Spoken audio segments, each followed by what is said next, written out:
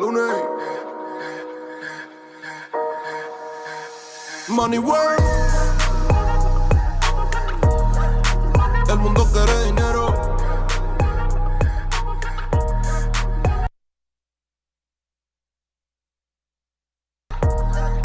Se arregla con dinero. Money work. Si me quiero educar, dormir en algún lugar, un lugar para trabajar, y si no hay pues emigrar. Todo money, money, todo el dinero. Solo un par de gente se lleva el botín entero. Funny, funny, pasa verdadero. Si tienes lo verde siempre llegará primero. Pero llegaremos antes o después. Solo a lo suyo, que Dios te lo ve. Que por más que tarde lo veré caer. Somos más lo bueno y tenemos fe. El dinero ya lo veré. No vendo mi alma, lo lograré. Seré el más grande, no olvidaré de dónde vengo ni cómo voy. Money work. El mundo quiere dinero. Money work.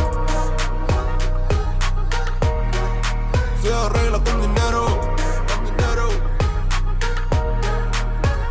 Money work. Yo digo las cosas como son. No quiero ninguna aceptación. Tampoco vengo a pedir perdón, porque mis sentimientos se volvieron la canción. Yeah. No me vale mucho como tú me ves. Sabes, tú me llegas solo a los pies. Para mí ser grande es un interés. Ser un buen humano para mí es un deber. El dinero ya lo veré. No vendo mi alma, lo lograré. Seré el más grande, no olvidaré de dónde vengo ni cómo voy. Money work. Yeah. El mundo quiere dinero. Yeah. Yeah. Money work. Se arregla con dinero. Money work. De corazón, la plata no te hace ser feliz. De corazón, la plata no te hace ser feliz. Money work. El mundo quiere dinero. Money work. Se arregla con dinero. Money work. Lunes. Lunático.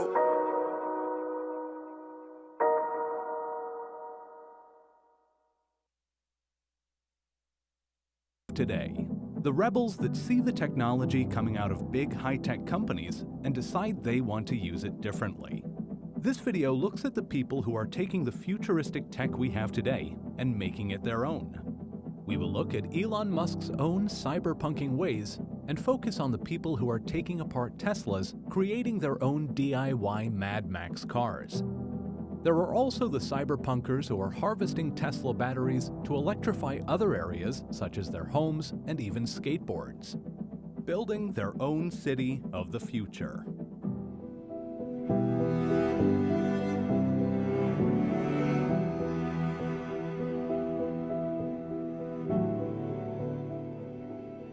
Before we take a look at the Tesla cyberpunkers, let's go back and see how Elon Musk was a cyberpunker himself, and how his cyberpunking ways have led to the high-tech companies he runs today.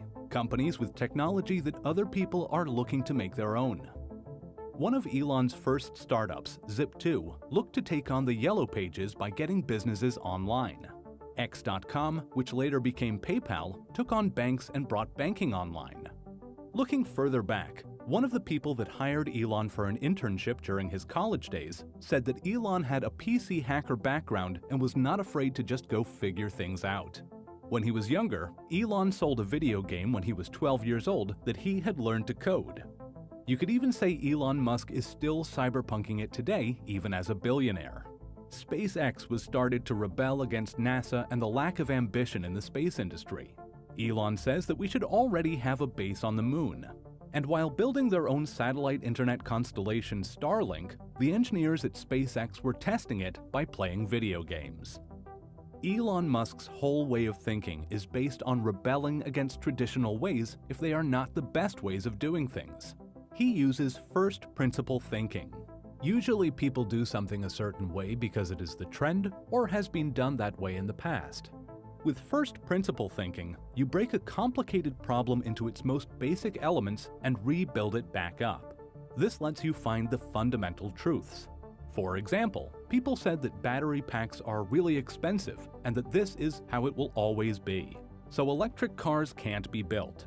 But this way of thinking can't be applied to anything new, otherwise you won't be able to create new things. The old, accepted way of thinking needs to be rebelled against. Break down how batteries are made. What are they made of? How are they made? How can they be made better, faster, and cheaper? Just because batteries for cars were too expensive in the past does not mean an electric car company for the future can't be built. Have a look at a few of Elon's other projects, showing that he keeps creating things that people have not seen before. Let's move on to high-tech cars. When taking a look at Tesla cars, the first thing to know is that Tesla is not a car company. They are a company from the future. Tesla is a tech company, a car and battery company, and an energy company. They are also an artificial intelligence company, manufacturing AI chips that are 3 to 4 years ahead of the competition. So it is no wonder that people are taking apart Tesla cars and using the sci-fi-like tech for their own creations. There is the YouTuber and Tesla rebuilding expert, Rich Rebuilds. He Frankensteins Tesla cars together. For example, he takes one that has had the back smashed from a crash and another that has been crashed in the front.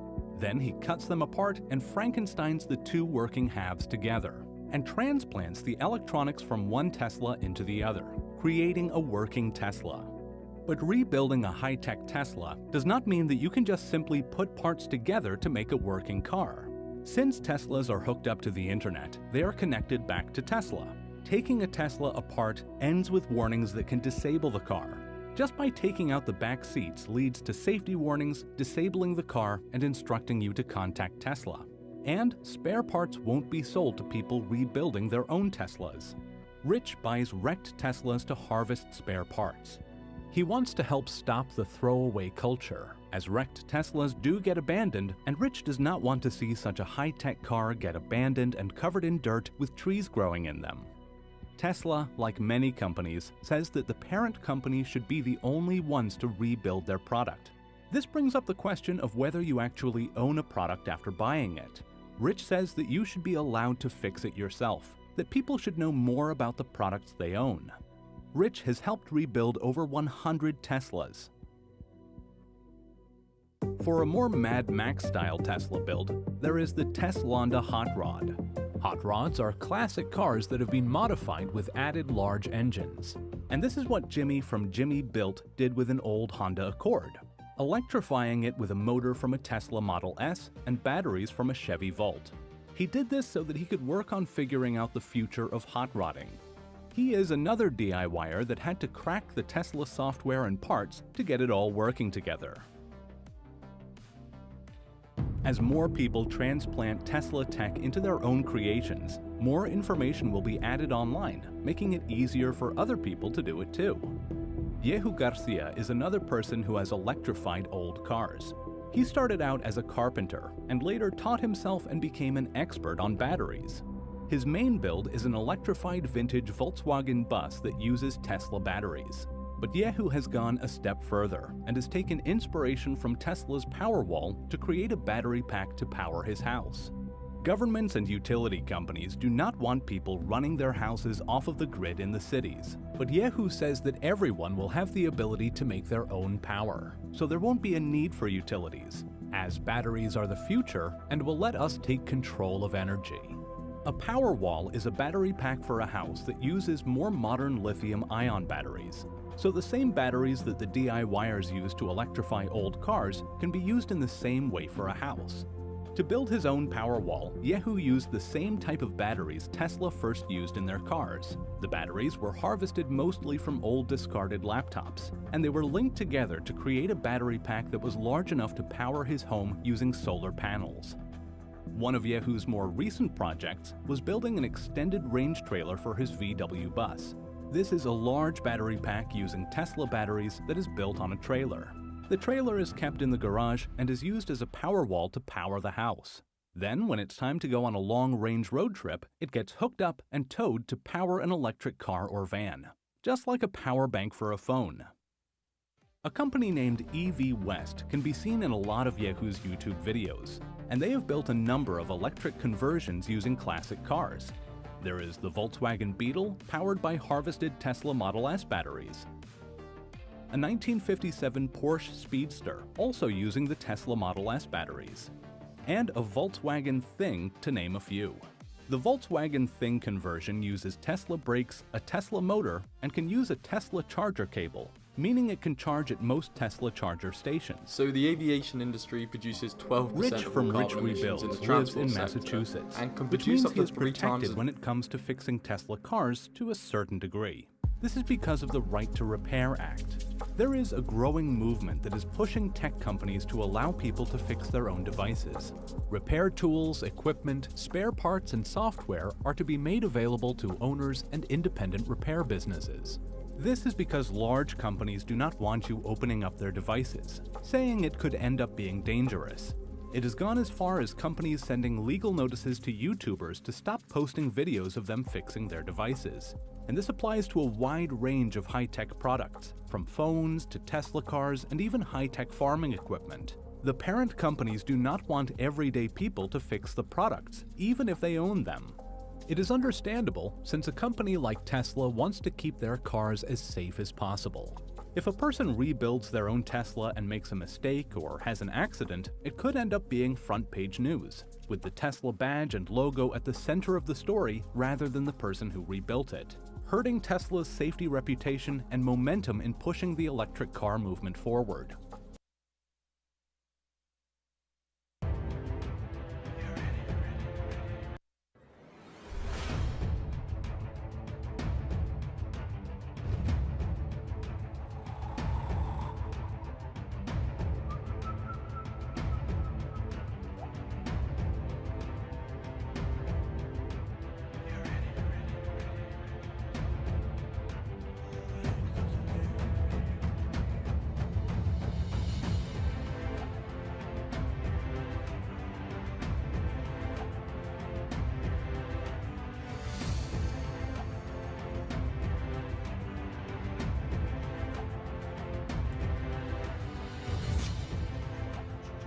A modified version of China's first stealth fighter jet, the J-20, has formally entered mass production, with upgrades earning it a place as a fifth-generation fighter jet, according to a military source close to the project.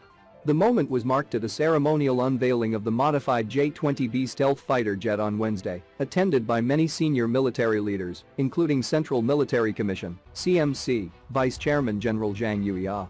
Zhang is the second-ranked vice chairman of the CMC and is in charge of weapons development for the People's Liberation Army. Mass production of the J-20B started on Wednesday. It has finally become a complete stealth fighter jet, with its agility meeting the original criteria. The most significant change to the fighter jet is that it is now equipped with thrust vector control. Thrust vector control, TVC, allows pilots to better control the aircraft by redirecting engine thrust. The J-20 was meant to be a fifth-generation fighter jet on a par with Lockheed's F-22 Raptor and F-35 Lightning multi-role strike fighters. Fifth-generation fighters are defined by their stealth technology, supersonic cruising speed, supermaneuverability, and highly integrated avionics. But the earlier version of the J-20 was described by Western media as a dedicated interceptor aircraft because of its lack of agility. The launch of the J-20B means this aircraft now is a formal fifth-generation fighter jet, the military source said, adding that Chengdu Aerospace Corporation, CAC, which manufactures the J-20s, had received heavy orders from the PLA.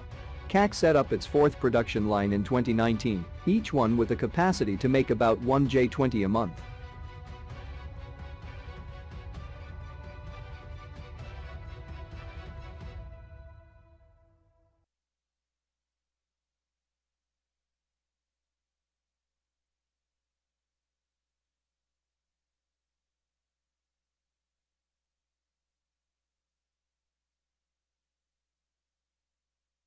as many carbon emissions per mile than a conventional petrol car. So it's not surprising that there's been a lot of focus into how these emissions can be reduced, the most notable of which being electric flight. However, there are still a few challenges to fully commercialise long-haul electric flight. For the most part, these electric planes use propellers or electric ducted fans, which produce more thrust for a given size, and this is because they have fewer tip losses.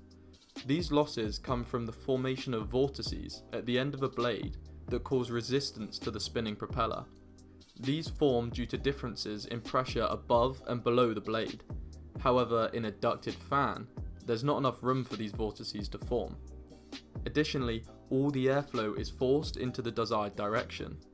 However, ducted fans don't come without extra weight and drag caused by the housing, though the thrust from these electrical systems is nothing compared to that of a conventional jet, where air is drawn into the system, compressed, combined with jet fuel and ignited. As the air and fuel mixture ignites, it heats up and expands, creating a high velocity jet which is shot out of the back, subsequently turning a turbine. This is quite an oversimplification, but I'll leave a link to a video below that goes into some more detail if you're interested. So how can electrically propelled aircraft reach the level of thrust achieved by a conventional jet engine? Well, a team of researchers from Wuhan University think they may have found a possible solution. This jet utilises ionized air plasma induced by microwaves to convert electricity into thrust. This is not to be confused with ion thrusters that shoot out positively charged ions of a gas such as xenon. As a side note, ions are either positively or negatively charged atoms that have either gained or lost one or more electrons. Here, in this ion thruster, the xenon gas is ionized by knocking out an electron using other electrons in the ionization chamber. These positive ions are attracted to a negatively charged grid and shot out of the back at incredibly high speeds.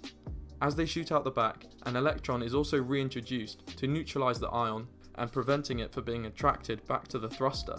This is an invention straight out of science fiction.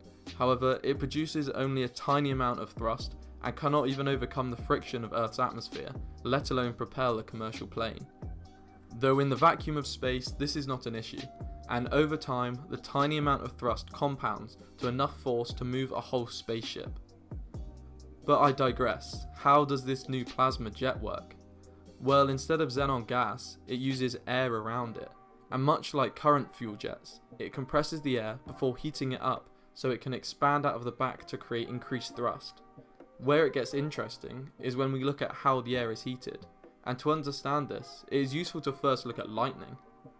So plasma is a gas of ions and free electrons, and plasma is the fourth state of matter alongside solid, liquid and gas. It is also thought to be the most abundant state of matter in the universe. Plasma is formed when the gas is provided with enough energy to free an electron and turn the atoms into ions. This is commonly achieved with high temperatures, such as in the sun, or high electrical fields, such as lightning. What this means is, lightning turns the air around it into plasma, and because the plasma is conductive, it allows the lightning bolt to continue its path. In this electric jet, instead of high electrical fields or high temperatures, concentrated microwaves are used to provide the energy to the compressed air to ionize it. This ionized air is ignited with an electrical spark that causes the now conductive air plasma to heat up, much like the air plasma around lightning. This air plasma reaches over 1000 degrees Celsius and expands into the tube to create thrust out of the back. The scientists that discovered this found it produces a similar amount of thrust to a combustion jet engine per square meter. However, this is a laboratory scaled experiment, so it is unlikely to be this effective when scaled up. The scientists found that when running a 400 watt jet engine, they got 11 newtons of thrust, with 4 newtons of that coming purely from the compressed air, which equals around 28 newtons per kilowatt. However, this was at a faster air flow rate, and at this flow rate there were no tests for higher powered microwaves, causing questions about how this might scale, but we'll work with what they've provided. With a Tesla Model S battery pack running at 310 kilowatts, this creates a thrust of 8,500 newtons. Using the thrust-to-weight ratio of a large commercial plane like the 737, which is about 0.3, it means that if this was scaled up, the electric jet could fly a plane of approximately 3 tons, which, given the weight of a battery pack for the Tesla Model S weighs about half a ton, leaves 2.5 tons for, well, everything else a plane needs.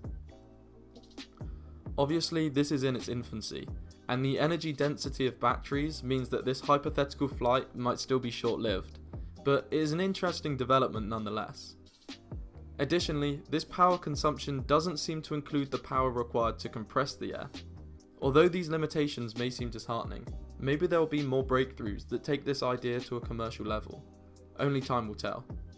Looking back over 100 years to the Wright brothers' first 12-second long flight, it is hard to believe where we are now. Who knows? Maybe this electric jet technology could power the rockets of the future and take us to colonize Mars. Either way, I hope you enjoyed this video, and leave a like if you learnt something new. Make sure to subscribe for more content within the world of sustainable technology and business. I've left a link to the paper and some other informative videos below, and I'll see you next time.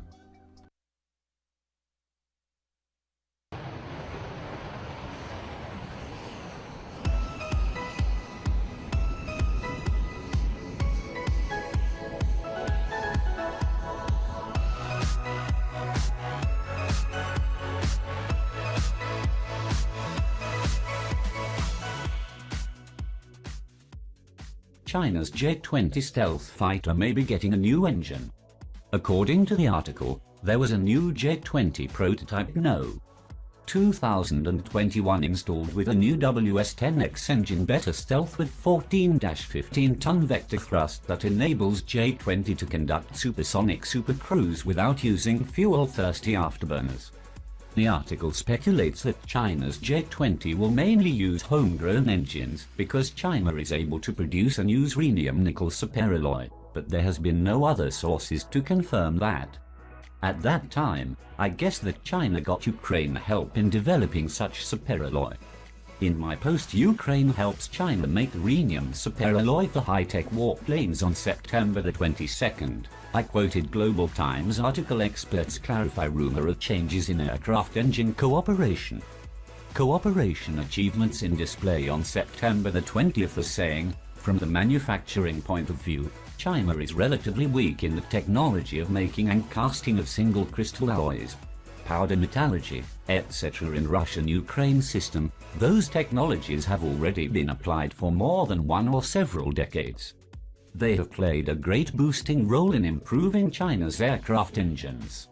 However, CCTV's report on October the 24th makes known that China's Space Travel Superalloy Technology Company, Limited, of Chengdu extracts and purifies rhenium. The Engineering Physics Research Institute of the Chinese Academy of Sciences has succeeded in using rhenium superalloy to make various parts of aircraft engines, especially the single crystal turbine blades. Xu Yang, a laboratory chief of the research institute, says that all the parts have been designed and produced by the institute on its own. Zhu Junqiang, head of the research institute, showed CCTV reporter an engine for a Huafeng commercial airliner. He told the reporter that the engine was undergoing 150 hours of test. When it has passed the test, it will be installed on an aircraft to undergo flight tests. Jet-20 is now using China's homegrown WS-10X engines better than those imported from Russia, and will use WS-15 when it has been successfully developed.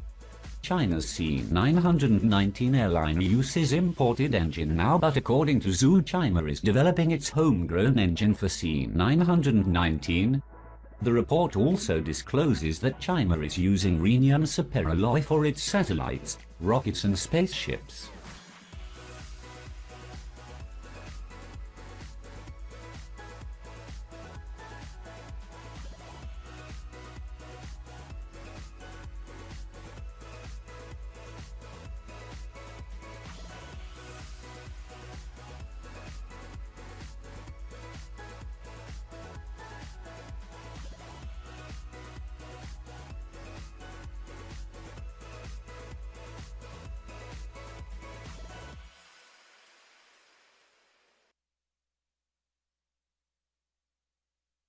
Why engine breakthrough for China's stealth fighter should worry India?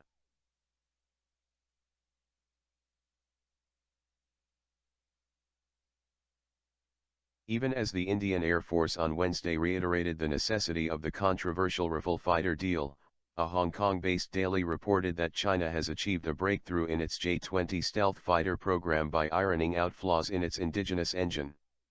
The daily noted that the development could help fulfill China's plan to put the J-20 into mass production by the end of the year.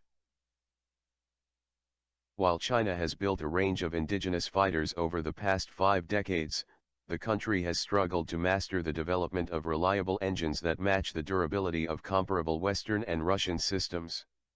This has been attributed to the country's inability to master the high-precision metallurgy to fabricate engine components that can operate at extreme temperatures for long periods. Chinese-developed engines in the past were reputed to have operating cycles lasting only hundreds of hours before requiring complete overhaul compared with Western systems that could operate for thousands of hours. As a result, a number of existing Chinese aircraft use engines directly imported from Russia or developed with Moscow's help. These include the JF-17 fighter, which uses the RD-33 engine used on Russia's MiG-29, and the J-10, which uses variants of the Russian AL-31 family. Interestingly, both the RD-33 and AL-31 engines are well known to the Indian military. The former is used by the MiG-29s in service with the Indian Air Force and Navy, while the AL-31 powers the Su-30 MKI fighter. On Wednesday, the South China Morning Post quoted Chinese military sources as saying developers had rectified overheating problems with the fan blades of the WS-15 engine powering the J-20. The WS-15 is speculated to be capable of producing up to 133 kilonewtons of thrust. The WS-15 is considered vital to enhancing the J-20's capabilities, as Russia has been reluctant to part with its latest technology given China's alleged history of espionage and reverse engineering. The WS-15 uses single crystal turbine blades for its engine fan. These blades are able to operate at extreme temperatures for prolonged periods. The high temperature capability is crucial for the WS-15 to provide supercruise performance for the J-20. Supercruise is the ability of an aircraft to attain supersonic speed without the use of its afterburner and gives it an advantage in combat scenarios, in addition to reducing its fuel consumption. The J-20 is considered as being vital to China's plans to project power against potential rivals in the Asia-Pacific and India as the US F-35 stealth fighter enters services with the US military, Japan, South Korea and Australia over the next few years. China currently has around 20 J-20 aircraft, but is reportedly eyeing over 100 of the aircraft. In addition to its use as a fighter to shoot down enemy aircraft, experts claim the J-20's large size makes it suitable for long-range strike missions. Thanks for watching. I hope you like this news. Please share your views in comment box. Please like and share this video. Press subscribe button and bell for auto update to you regarding my channel World Action and Reaction News. Warn.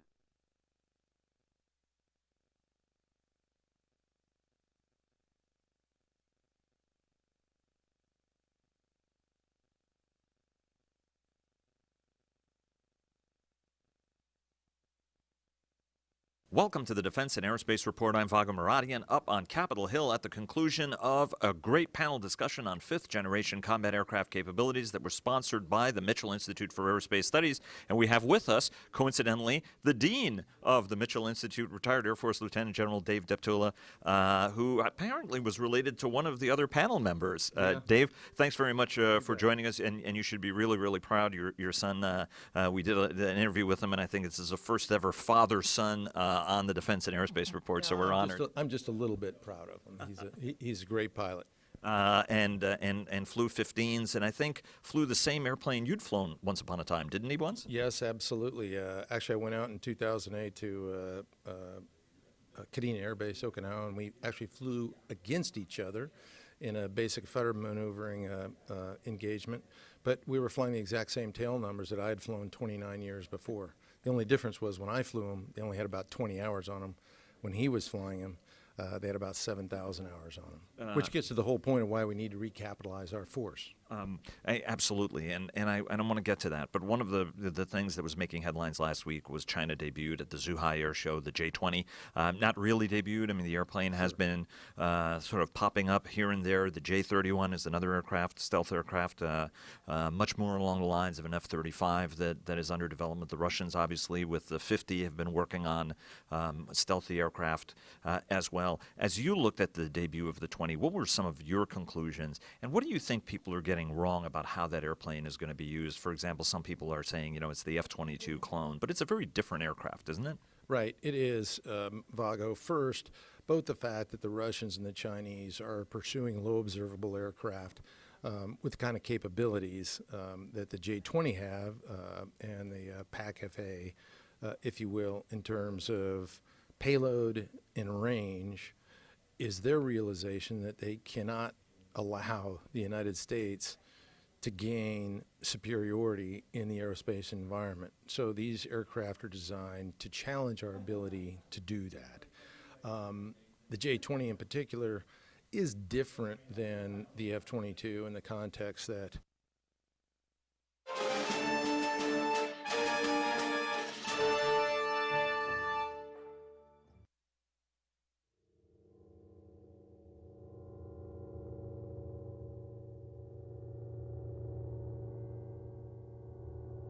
in many magazines, web portals, and even credible news channels, reports keep on publishing on how China is emerging as a potent military power. While a good percentage of this is valid, this also has a lot to do with Chinese propaganda machinery, which has made inroads into Western media outlets and indirectly or directly incentivizes them to churn out stories that show the Chinese military in a good light. The main three branches of the Chinese military, PLA or People's Liberation Army, PLAN or People's Liberation Army Navy, and PLAAF or People's Liberation Army Air Force have some distinct disadvantages. The dragon has a soft underbelly, and this can't be hidden from genuine probing eyes. We'll look into these one by one. In this video, Defense Updates analyzes why the Chinese military is a paper tiger and will fail miserably in a real battle. Let's get into the details. This video is sponsored by War Thunder, the most comprehensive military vehicle online game for PC, PlayStation 4, and Xbox One, in which you can go to battle on more than 1,200 playable aircraft, tanks, helicopters, and ships from the 1930s to the 1990s. The game has an amazing attention to detail and focuses on a realistic combat experience, which is why knowing your vehicles and skill really makes a difference. It's easy to get into, and all you need to play is nothing more but your mouse and keyboard or controller. Immerse yourself in cross-platform combat with more than 20 million other military vehicle enthusiasts from all over the world. Download and play War Thunder for free using the link in the description below, and also get a free bonus tank, aircraft, or ship, and 3 days of premium account.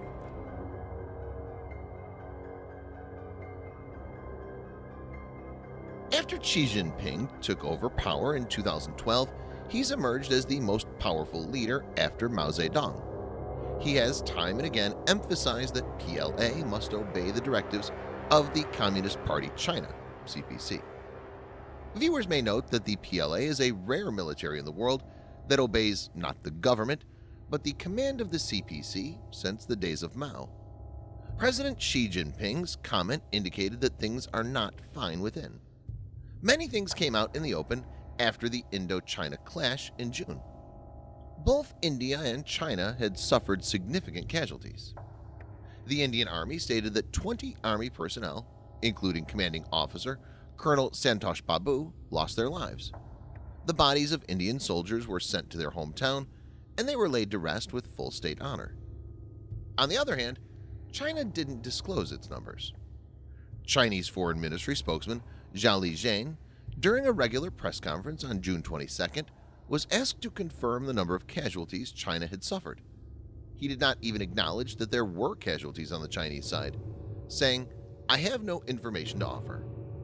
Even though journalists have asked the same things again and again, the Chinese government has not given out numbers till now, and it's clear that there is a fear of backlash. The reason for this fear is the simmering discontent that's running in the hearts of more than 55 million veterans of PLA who've been treated even more poorly than the current ones, and almost have to beg for their due in front of CPC's regional officials. When push comes to shove, the PLA could actually revolt. Another important aspect is that PLA is not battle-hardened. It came to fore during the clash with India, when the Indian Army base got the message that the small contingent of around 50 soldiers of the India Patrol Party was heavily outnumbered, and about 300 to 350 PLA soldiers had moved in. It sent around 50 Ghatak troops.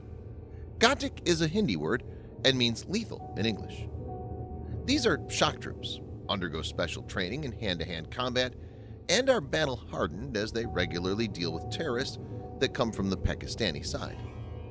The Ghatak troops, along with the already present troops, launched the most brutal counterattack against the PLA. Reports indicated that they snapped the necks of at least 18 Chinese soldiers and smashed their faces with stones beyond recognition. The latest assessment indicates that China lost 35 to 45 soldiers.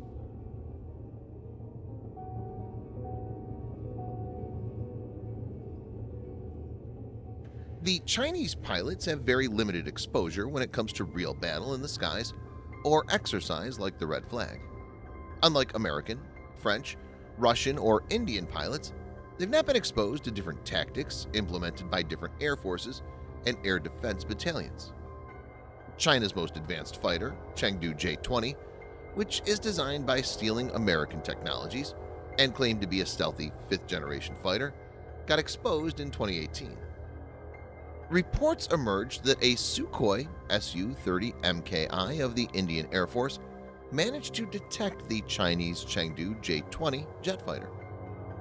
Indian Air Force Commander Arup Shah said, "The Sukhoi's radar can see them. The new Chinese jets are not so invisible after all. No special technology is required to detect the J-20, as it can be detected by ordinary radar stations." This has ignited debates that the J-20 is nothing more than a glorified 4++ generation fighter. Another aspect gives credibility to this theory. Russian news agency TASS has stated recently, "We're expecting a response from China on our offer to purchase modern weapons and military equipment manufactured in Russia, including additional batches of Su-35 fighter jets." Viewers may note that China already has 24 Sukhoi Su-35, but now wants to add more. This report was collaborated by a Chinese military television channel, which stated that China may buy more Su-35s. If the indigenously manufactured Chengdu J-20 is good, why would China need to buy Sukhoi Su-35 from Russia, which is a 4++ generation fighter? Chinese avionics, sensor technology, and electronic warfare capabilities are generations behind American or European ones. For example, the F-35's AN/AAQ-37 electro-optical distributed aperture system, which consists of 6 high-resolution infrared sensors, has demonstrated the ability to detect and track ballistic missiles to ranges exceeding 800 miles, or 1,300 kilometers, when it was flown in military operational exercises in 2011. No Chinese jet can accomplish this even today. The other aircraft in the Chinese fleet are also not up to the mark, as they've been mainly imported from Russia or is inspired by older Russian designs.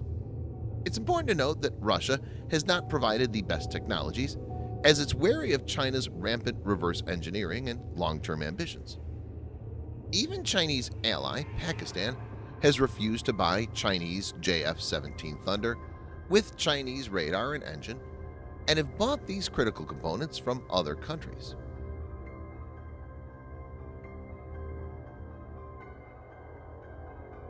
Type 094 Jin class is the latest and most potent ballistic missile submarine in the Chinese arsenal, and now forms the backbone of Chinese nuclear deterrence. These have a length of 135 meters and displaces around 11,000 tons.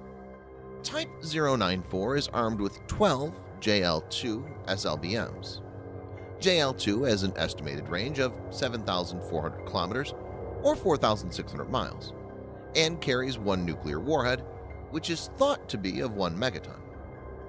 In October 2019, one of these submarines surfaced more than 300 kilometers or around 185 miles from its home base at Sanya on the Chinese island of Hainan. Since the main purpose of these submarines is nuclear deterrence, their location is one of the most closely guarded secrets of a nation.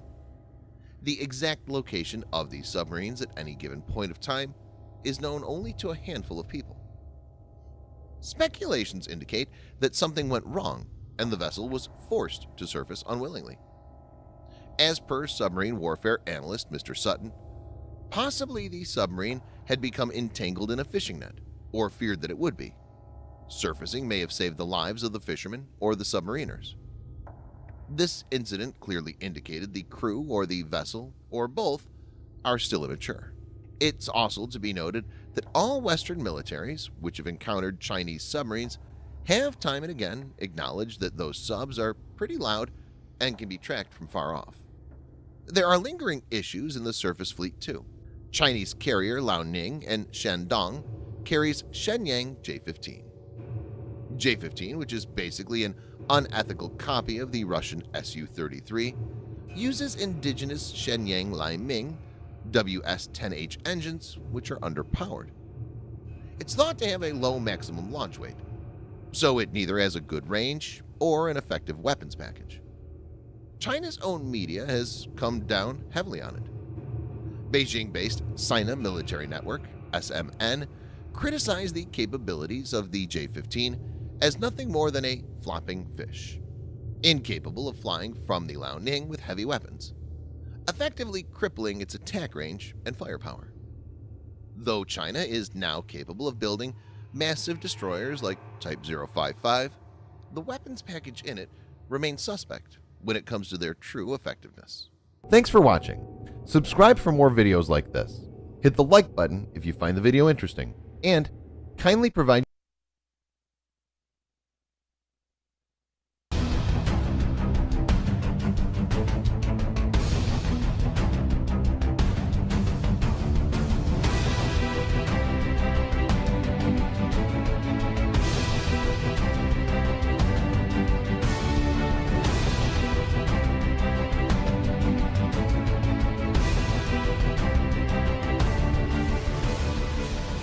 The machinery produced turbine blades capable of withstanding temperatures several hundred degrees Celsius higher than the melting point of metallic alloys, the scientist said. The scientist, who is involved in the negotiations, asked not to be named because of the sensitivity of the matter. Turbine blades convert heat generated by combusted fuel into the energy that propels a plane. The blades are one of the most important components in modern aircraft, both military and civilian, and their quality determines how safe, powerful and durable a jet engine will be. The technological progress could be a very important step for made-in-China jet engines, with China now the world's largest market for commercial aircraft. Thousands of planes are on order from Airbus and Boeing, and China is also developing its own C-919 passenger jet. The scientist in Xi'an said laser processing was widely used in making jet engines, but China was using a new technical approach that differed from the traditional methods adopted in the US and Britain. Our machine has outperformed theirs on some benchmarks, the scientist said. The Germans have seen and grown interested in our technology. Another researcher involved in the negotiations said the export of the blade processing machine would be part of wider jet engine collaboration between the two countries. We will buy something else from them in return, he said. It can be either hardware or technology. The Germans are very good at the design and engineering of compressors which send fresh air into the combustion chamber. Professor Peng Jiahui, who studied laser processing technology in Huazhong University of Science and Technology, said many Chinese researchers and engineers who had worked at GE, Pratt & Whitney and Rolls-Royce had returned to China and significantly increased the pace of jet engine development.